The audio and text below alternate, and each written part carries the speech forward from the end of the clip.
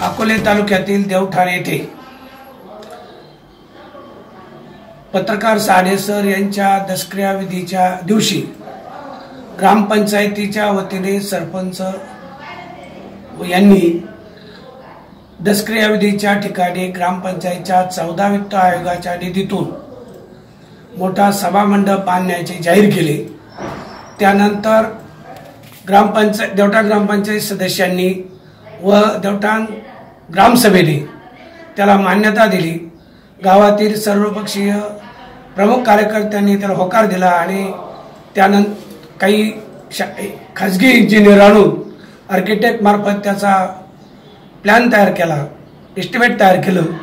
त्यानंतर मात्र सरपंच यांनी अचानक यू-टर्न मारला आणि सभामंडप होणार नाही किंवा करायचंच नाही अशा पद्धतीनं त्याच्याकडे दुर्लक्ष केलं आणि त्याच्यामुळं सभामंडप जवळजवळ सप्टेंबर ते आता 5-7 महिने झाले सभामंडपाचं काम रेंगाळलं। गावातल्या प्रत्येक माणूस मयत झाल्यानंतर त्याच्या दसक्रिया विधीसाठी 5 ते 7 हजार रुपये मांडव घालण्यासाठी प्रत्येकाला जातात। असं फार मोठ्या प्रमाणात नुकसान गावातल्या लोकांचं होतंय, ते वाचलं असतं, परंतु ग्रामपंचायतीचे सरपंच ग्रामसेवक यांनी ते त्या निधीवर खर्च करण्याऐवजी दुसरे खर्च करण्याचा त्यांचा मानस आहे, म्हणून ती सातत्यानं टाळाटाळ करीत आहेत आणि ग्रामस्थ मात्र त्यांच्या पाठपुरावा करीत असून ते करून घेण्याच्या मागे आहे।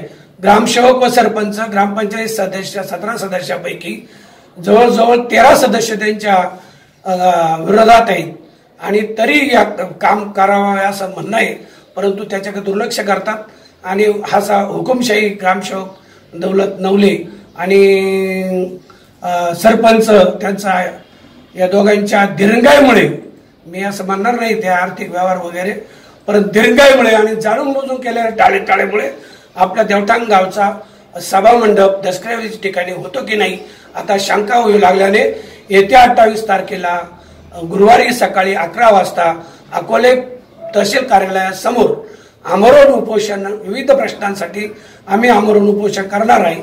त्यामध्ये हा एक विषय आम्ही घेणार आहोत आणि या विषयाची तड लावल्याशिवाय स्वस्थ बसणार नाही।